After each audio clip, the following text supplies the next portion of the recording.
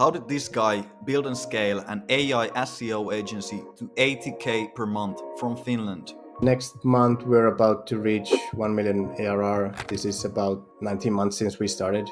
Teemu built an SEO agency that doubles down as a software product. All you need is that first customer who is willing to trust you enough to make it a success. I talked with Teemu and uncovered his methods. How to get your first customer and case studies. How to actually do SEO with AI. About 70% or something of marketers who are using AI to create content nowadays, and the rest either they are falling behind and probably are gonna go away. How to actually scale a tech-enabled agency.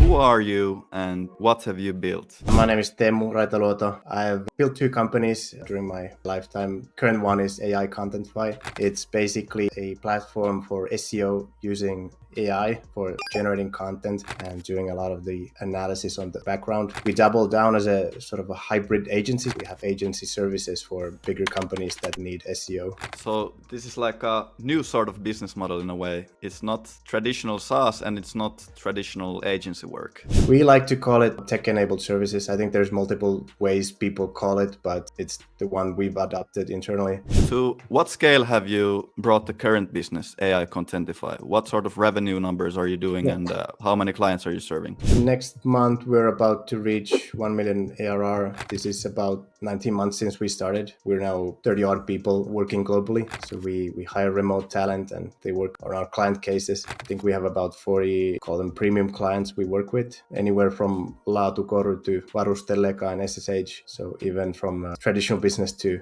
these stock listed companies. And they all want the same thing. They want to rank for keywords in their industry. They want to enter new markets, for example, US markets, and we can help them get there. How do you build this kind of business? How do you start? Well, that's a very good question. What we did was we started with the SaaS.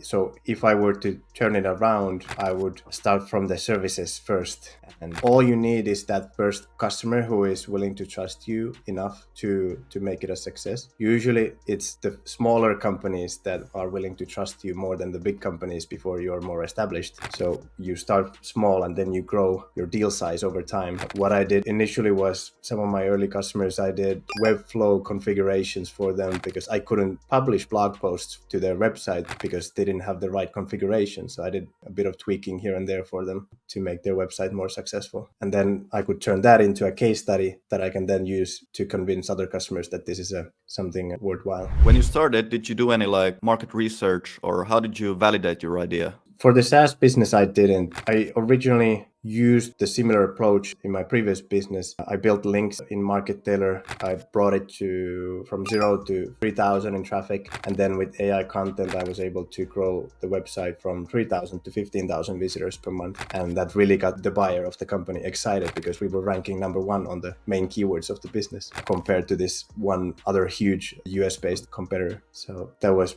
essentially the early stages. I used my previous company as a platform to try out this approach. How exactly did you get your first customer or first 2 customers? And how did you build your first case studies? First customers I sold to, I had met 3 to 6 years previously. They were other founders from other companies that I met when I was spending time at one at the Kiwas Accelerator and one at the Aalto Entrepreneurship Society here in Helsinki. So spending a lot of time because all those people who are spending time in these networks, they are eventually becoming founders that I've seen multiple times happening. So if you know them really well at that point, it's probably people who you can solve problems for later on as well. What about marketing? That's probably arguably one of the biggest pillars there is for a service business when you need to create demand. How do you approach marketing? Nowadays, I think the go-to-market is more difficult than building products. We have only invested in marketing as much as, using our own product to create SEO content and build links. So we have validated our service by doing it ourselves. And at some point, we had 250,000 visitors on a monthly basis visiting our website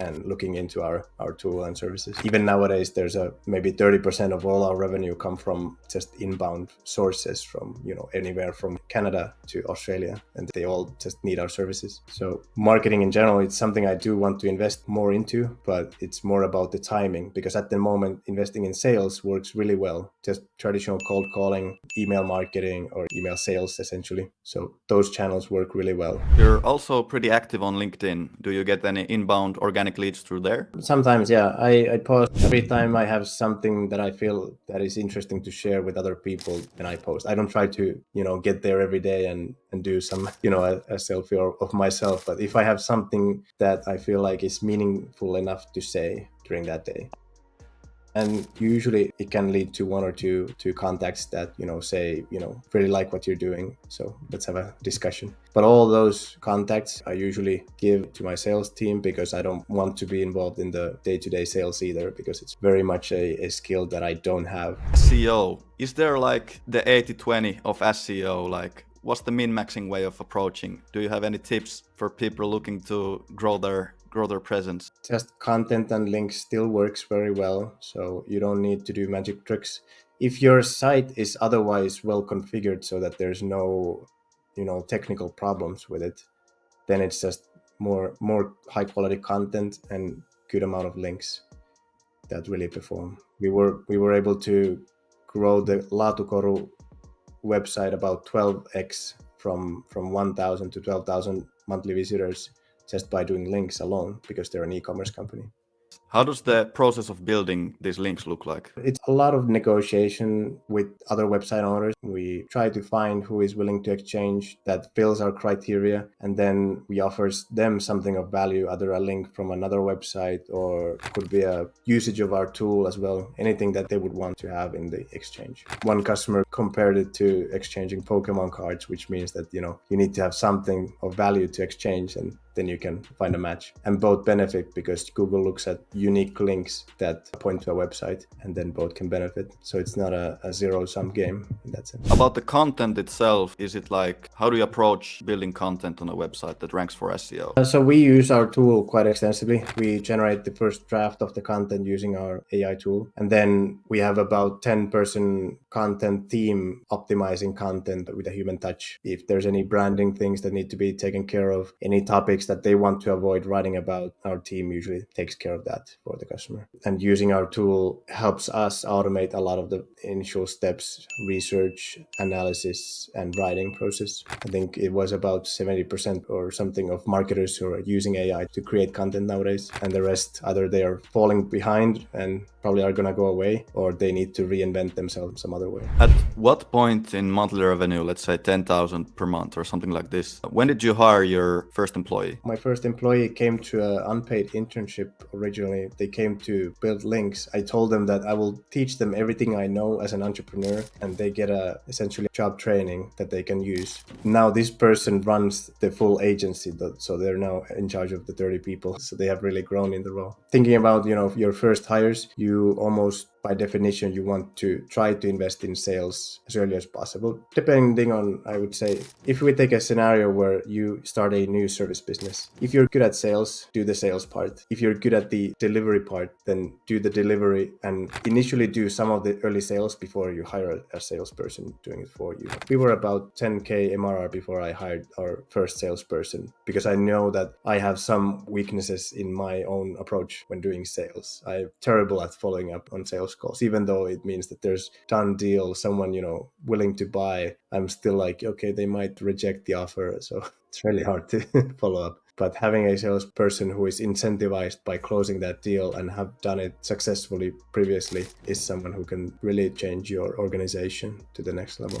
Let's look at Teemu a few years back before you founded Market Tailor. What would be some advice you would give your younger self right now? I would say start sooner, start immediately.